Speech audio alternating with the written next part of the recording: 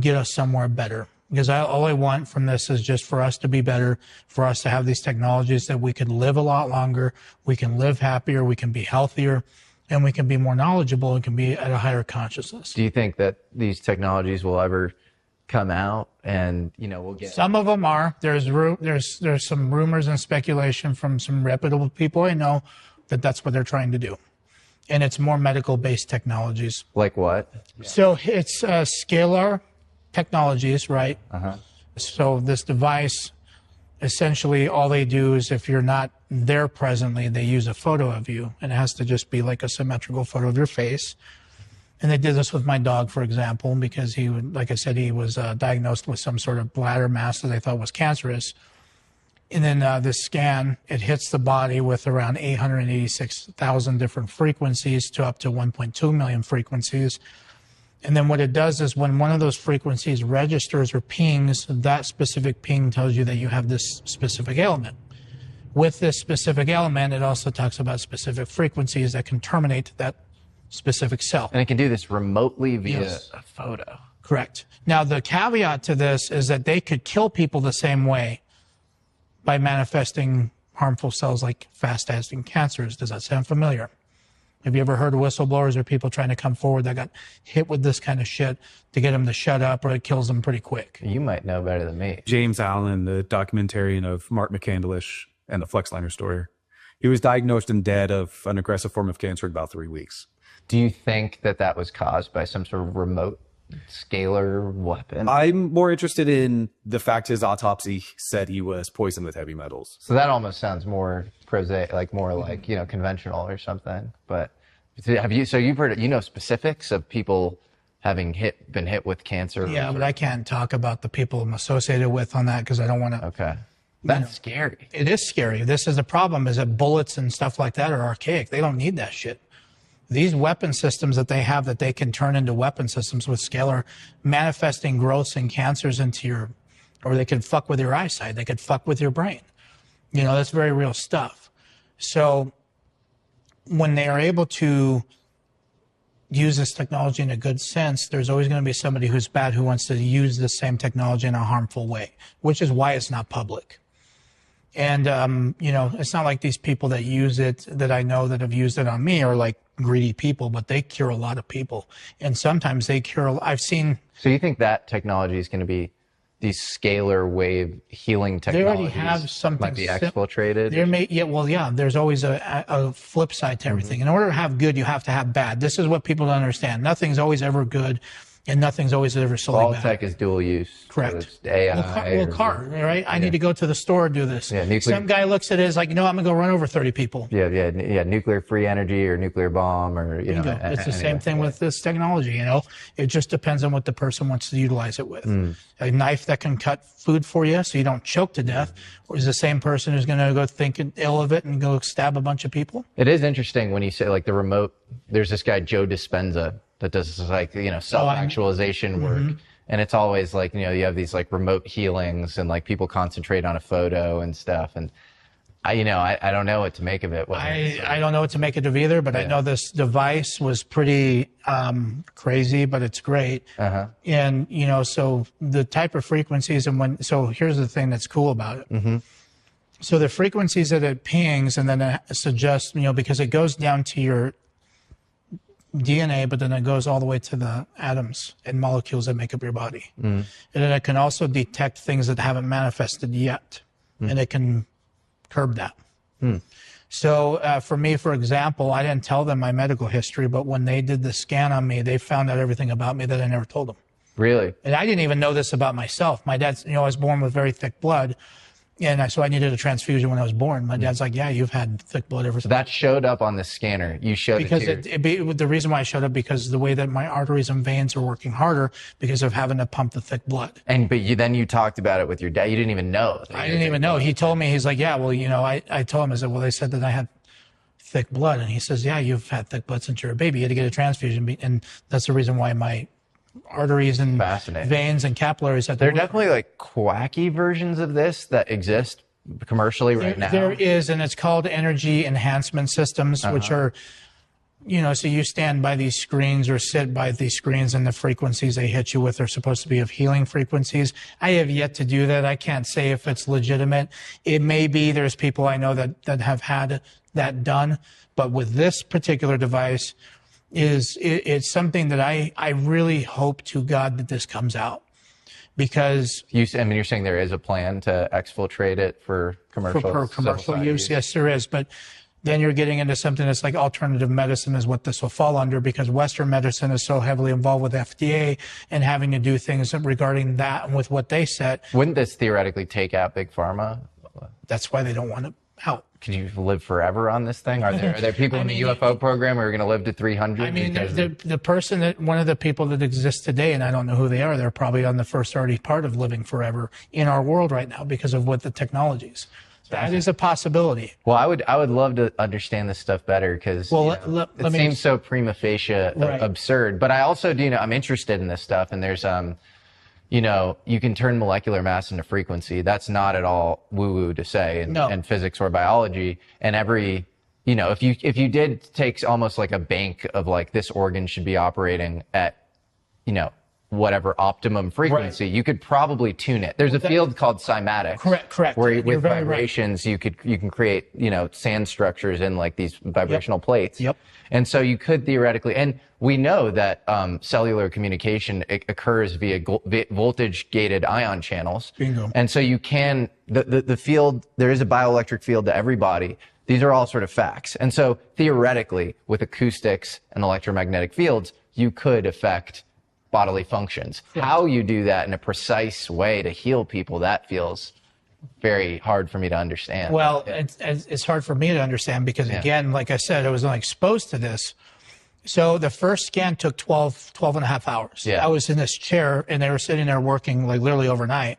And you're sure this isn't really good counter intel, like the subway order? No, this is not a good counter intel. Okay. This was something that was used on me in a sense to, one, build trust with this particular person, but also to understand that this is something that is real, and it's something that can benefit humanity. I'm more interested in that. I don't, the UFO stuff's cool because they fly. The medical shit, the stuff that we could also do with this technology is going to be far more advanced. Yeah. Even with consciousness. I mean, that's more mind-blowing than just watching a craft fly. I'm sorry, but, people are so enamored with those. But it's like, that's the boring part of it. Jake's even said the same thing. Yeah, totally, yeah. So the first treatment was 12 hours of hooked to this. So I fell asleep. They gave me stem cells in the same process and exosomes, which was good. They also took my blood because it was thick, so they put it under a microscope to see how thick it is. It's pretty thick, but, being on hormone replacement therapy and having to do blood dumps and stuff like that is what I keep up with it. Plus, they told me to take baby aspirin, 81 milligrams or micrograms, if you want to call it that, daily to help with it. So I didn't even know that. It said I had osteoporosis. Well, I don't drink milk. I hate milk. I mean, I like stuff that has milk, like cheese and ice cream, but it hates me. So, some days it's worth it, some days it's not. So it knew that about me. There's a bunch of other things that it said, that it was able to detect.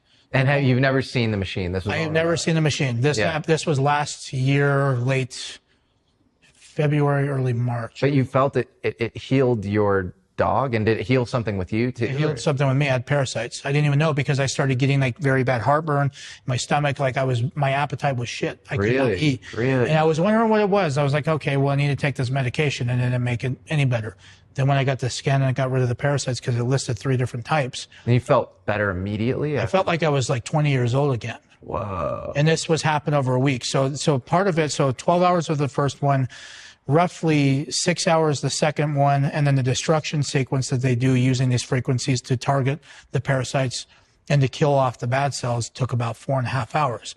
What they also do on this device is they program purified water, because water in itself, if you look through ancient history, also is a conductor for the body, just like anything else in our life. So they program this water, and then basically you ingest it twice a day, morning and evening. There's no medications. They didn't have to cut me open. They didn't have to do any of that. And everything that they scanned me of was resolved. Can I speak to these people? I can get you in touch with these people, yes. It's only word of mouth, so don't put their information out if they agree to it. I won't. But they'll ask you questions, and they will basically you know, they want to know who you are first. To kind of, which if you're Jesse Michaels, everybody knows who you are in this, and I'm sure they do too. So with my dog, like I said, my dad took him to the vet because I gave him to my dad when I was competing because I had a full-time job and then having to train for a show, which took about 4 to 5 hours a day on top of a 12, 13-hour job. It was not fair to my dog. So I gave him to my dad. So my dad took him to the vet, and they said that he had a bladder mass and it was looking like cancer. So they're like, yeah, you got to go to a oncologist to figure out what it is. He didn't want to do that. So I told my dad, I said, hey, this is going to sound fucking nuts, but hear me out. So I explained a little bit to him, at least what he understands. And so I got in touch with these people and said, hey, dog's not looking too good. Can you guys do anything with animals? And they said, yes, they can do cats and dogs right now and humans. They're trying to do other, you know, like bovine, for example, or horses is something they may be able to do at some point because they're always refining it. And I don't know how they do this. So they told me to take I told my dad, send me a picture of his face, you know, as a very recent photo. So I did that. My dad had told me within a matter of weeks, because I started giving him this other stuff that they have, which is like a blue, is like a nano blue, for example. So what this blue stuff does is that you ingest it and it starts to basically kill all the bacteria and viruses inside your body. So it makes it easier for this treatment to take effect as well. So I told my dad, I said, okay, give him 1 ml in the morning every day, and then they're going to do the treatments. So they did about 4 or 5 treatments on him. Said he wasn't looking too good, but then they started doing the more treatments and with this blue. And when he would urinate, it was very small because his bladder was taken up. Now he'll sit there forever just trying to get everything out. There was no surgery involved. Like I said, he had cloudy eyes because he's getting old. They got rid of all that. He's like a puppy again. And his appetite is still the same. You know, he was, some days he wasn't feeling too good where didn't want to move. I mean, because he's 13, 14 years old almost. Now it's a different story. And knowing that this exists, my grandma was basically like my mom to me. And she raised me, and she ended up dying from pancreatic cancer. That was a stage 4 when they found it. If I would have known about this, then somebody like her I could have had helped, and they could have done something about it. Now, granted, talking about curing cancer is very iffy, and it also depends on obviously what side of the fence you sit on. I know from my experience with what it did for me and what it did for my dog, it completely cured us. I do not doubt that this would be something that could help people that are literally losing their lives over illnesses. And the reason for not putting this out super publicly like right now is the dual use implications? Dual use, but also the FDA. If this technology exists with these people, it could really be profound and change this, but you have Big Pharma that's more interested in getting this money. And that's the thing that upset me with COVID, because obviously per diagnosis, these doctors are getting somewhere from 16 to 30 grand per fucking diagnosis. It's like, yeah, so of course there's incentive for you guys to literally mark everything as COVID. So anybody in the medical industry, if you're going to do the right thing, start thinking on ethics. This is the problem with this world today. It's because of greed, it's because of the incentives that people get, and it's because people want to be selfish about it. And the overlap in financial interest between Big Pharma and Big Food is extremely high. Well, that's why I want RFK to do what he's doing. I have the same. Well, I think dispossessed of their jobs. If you go to the Northeast United States today, ladies and gentlemen, and I've just been up in Cleveland where I had a very good radio address I gave there, you will find that what I said in 1980 has unhappily come to pass. In 1970, the United States had 5,000 ships built by good United States know-how, using good United States steel. 5,000 ships sailing the high seas. Last year, we had exactly 270 such ships, and at least 50,000 steel workers permanently out of a job, jobs that will never come back. What happened? Did we suddenly lose our marbles? Did we suddenly lose that great American know-how of getting things done? Did we lack finances? Did we run out of money? No. None of those things happened. What happened was this dastardly Club of Rome had sent their emissaries to the United States to deliberately destroy our steel plants. And they did it by opening the doors of so-called free trade. And everybody who signed the NAFTA treaty and everybody who signs the GATT treaty when it passes is a traitor and a seditionist.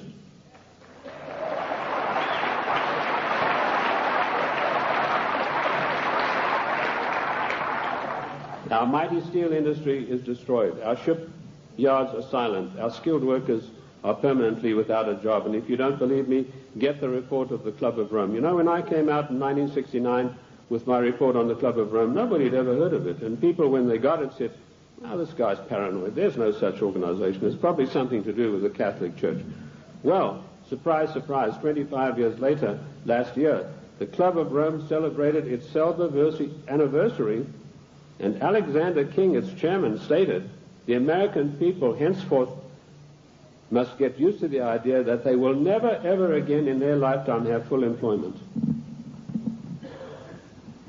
What a scandalous thing that our government is fully cooperating with this organization built up by the Royal Institute for International Affairs to destroy the middle class of the United States and to add to the policies of global genocide. And that brings me to the next question. What is the Global 2000? Once again, when I heard about this policy, it was 3 days after it had been accepted by the United States government as its official policy. And the Global 2000 was a blueprint for mass genocide produced by the Club of Rome. Basically, what the Global 2000 calls for is the destruction of half of the world's population by the year 2050. Hence the title 2000. They built a case based on Bertrand Russell and H.G. Wells' findings that the world was going to be overpopulated, would be a terrible place to live in. That was picked up by a fellow called Robert Strange McNamara, and a stranger individual you're not likely to meet in this world. And this fellow had a conference of all the leading bankers about 12 years ago, and he said the biggest menace facing the world today is the American middle class and overpopulation. He linked the two together. And he said, by the year 2050, this is the state of the world. All of these unfed, unwashed people, no jobs. He said, do we want to live in a world like that? So the Global 2000 was a genocidal plan to take care of the people of the United States who don't have any jobs and who, like Alexander King said, are never going to get their jobs back, and the masses of people in other nations. That is why we had the sudden appearance of AIDS. When I was in the service, I was told there's a CAB experiment, that's chemical and bacteriological warfare experiment, going on in Sierra Leone, in Africa. That's a remote corner of Africa, West Africa, just above Liberia. If you look at your map, your atlas, and you'll see where it's located. Why Liberia? Extremely hard country to get to. You have to fly from London. That's the only way you can get there. You land on an island, and then you've got to take a ferry across to the mainland. And, of course, all people taking the ferry are heavily scrutinized. And I managed to work my way. I was told the Americans were doing the CAB experiment. I managed to work my way to within striking distance of a small mission station. And what I discovered was that these blacks were coming in from the bush to this mission station with broken arms or an ulcer on the leg or something like that. And they were ostensibly being treated there, but they were dead by the evening.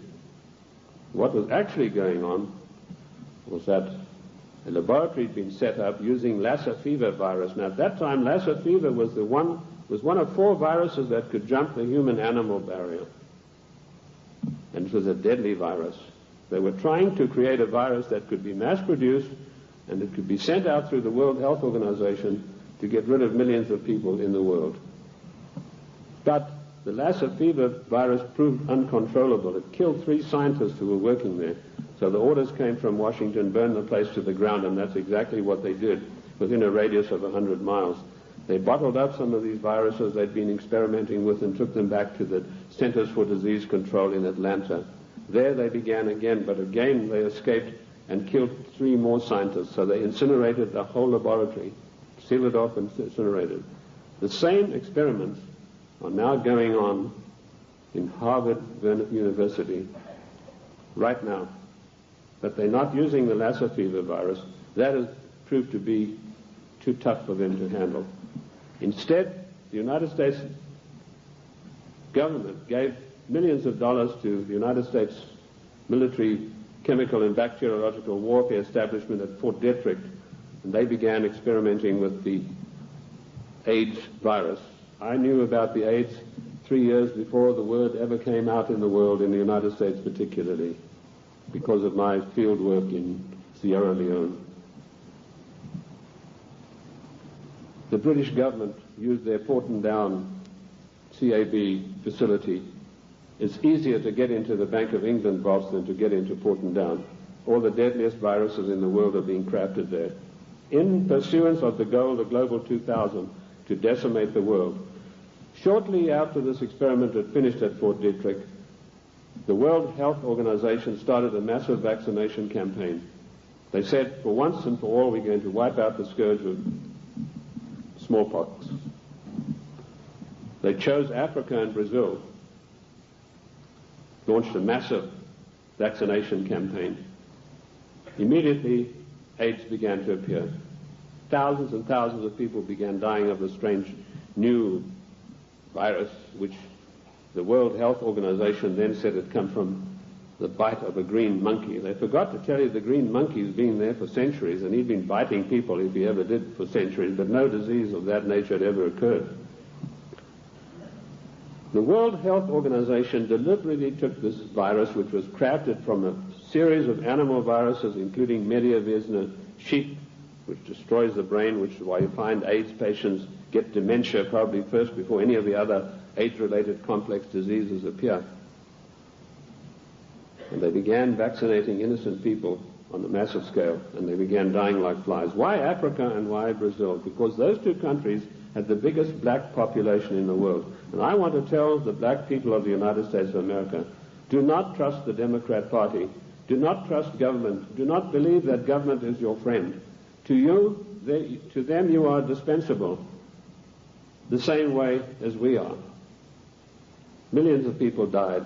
I went through Uganda on an inspection tour, and I saw whole areas decimated where previously there had been small towns and villages. There was not a living soul in sight. And that is going on today. The AIDS epidemic is completely out of hand. It swept the world. It's been swept under the carpet in the United States of America. We were told that this is a disease which is passed by homosexuals. True enough, but that's not the primary cause of it. This is a crafted virus that was spread throughout the world to decimate the population. Coming behind them, and we reported this about 2 years ago in our World in Review News magazine, is the Vibro 19 cholera virus, a deadly killer. You get this cholera in the morning. If it's not immediately treated with massive doses of expensive antibiotics, you'll be dead in a day and a half. This epidemic swept India, carrying away millions of people. I don't know if you've heard of it in the press. I doubt it. Behind that is a deadly strain of malaria, and some of our forces in Somalia contracted this disease. A strain of malaria which acts almost like the HIV virus. It attacks the human immune system. And behind that, the Black Plague. Now, you've had some experience with Black Plague recently. Experiments were conducted in this area and in California with the Black Plague, distributing them, these plague viruses, to definitive areas by means of enfolded scalar waves using extremely low-frequency radiation, which was a warfare technique developed in 1934 by the great Soviet virologist V.A. Gertchev. This is not Buck Rogers stuff, ladies and gentlemen. This is today's deadly truth. So some of the Indian reservations were targeted, and all of a sudden they began dying of Black Plague. And then we were told, well, the harvest mouse droppings are responsible. Well, the harvest mouse has been doing his droppings for centuries, but none of them got the Black Plague before that. But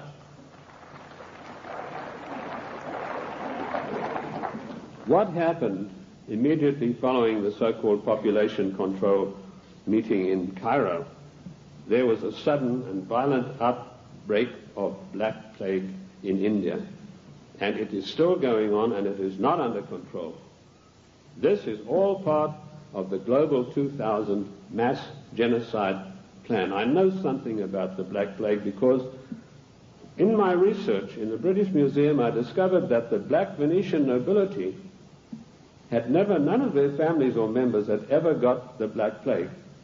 Yet the Black Plague, as you know, swept through Europe and killed half of the population of Europe. But none of their families ever got it. So I began seeking for the answers, and I found them in the Cairo Museum. So people said, well, how come, if these things are true, how are they going to protect themselves? They being the Committee of 300, their servants and their families, they have the means of protecting themselves by certain types of herbal compounds mixed with sugar. And they also have, of course, the protection of extremely low-frequency radiation, where using the technology developed by the great virologist Goethe, who proved that every living thing on this earth has a vibratory cycle, and he was able to measure the vibratory cycle of various deadly viruses, and by vibrating them double their cycle, he would kill them instantly. So that's one of the defensive weapons that these people have got that will kill the plague if they ever get it. The same technique, of course, will kill cancer cells, but the medical profession run by the Rockefeller family, who own all the pharmaceutical companies, do not want you to know this, because when you go in for the doctor, he's going to write you a prescription for a chemical drug. There's no chemical drug benefit out of extremely low frequency radiation vibration. No profit to these people. So that's the Global 2000. Decimate the world's population and particularly hit hard the United States middle class. How are they financing all of this stuff? They're financing it through the Fondi, who I mentioned to you earlier, the Venetian black nobility. Now, why are they called the black nobility? They're called that because of the vileness and the evilness of their deeds. These families date back to the 11th centuries, the Lucatis, the Recanati. They were called, and the Guelphs, by the way, I'll come to them, they're particularly interesting. They were called that because of the evilness of their deeds. They make Lucrezia Borgia look like a Sunday school teacher. They had so much money, which is the outcome of the drug trade, the years of investing, the years of gaining control of every mining, mineral, gold, oil, natural resource of the world, that they can afford to finance these things. So the black nobility are the ancient aristocrats of Venice and Genoa, and they called that because of the nature of their deeds. The black Guelphs were one of the worst of them. Now, interesting enough, the Queen of England, Queen Elizabeth II, is a Guelph. She's not a Windsor. This was a title that was evolved in 1935 by her father to put researchers off the track. I like to include myself in that category, although I wasn't doing it then. I was much too young to be doing it, but he didn't like that certain people were getting hot on the track of who this royal family actually was, and so this was put out that they are the House of Windsor. They are not. They're the House of Guelph, and it's important for us to know that, because every time there's a financial crisis, it follows a meeting of the black Guelphs upon the Royal Britannia yacht of the Queen of England, which anchors off the coast of Venice, and all the world bankers meet over there and say, now this is what we're going to do to country X, this is how we're going to control this worldwide situation. And then they go off and give their orders to everybody. So that is the way it is done. I told you earlier that they controlled the United States. Even in the days of President Lincoln, they had him assassinated on the orders of Disraeli. And they then, of course, in later years, were able to elect one of the worst socialists we've ever had the misfortune to suffer under, Woodrow Wilson. Wilson was elected by a ploy. Of course, they got Teddy Roosevelt and the Bull Moose Party running as a supposedly third candidate to siphon votes off so that Wilson could be elected as a socialist president. Now, our eyes have been fixed on Moscow. We've been led down the garden path, ladies and gentlemen. All of the time we've been looking at Moscow, and we've been told what demons they are in Moscow. Rightly so. But all the time this was going on, the Trojan horse of socialism in Washington, D.C. has been stealing our country away from us. And in my book, Socialism, The Road to Slavery, I give you a full and factual description of exactly how this was done. In 1898, the Fabian Society, a socialist organization, sent Ramsay MacDonald Prime Minister of England to the United States to spy out the land. He came back and he said, there are two things in the way. You have a very strong middle class and you have the Constitution of the United States, both of which have got to be destroyed before we can socialize America. The first step they took was getting a socialist president in office in the form of Woodrow Wilson. Woodrow Wilson was controlled out of England by Sir William Wiseman, head of the North American desk of MI6. Now, in case you don't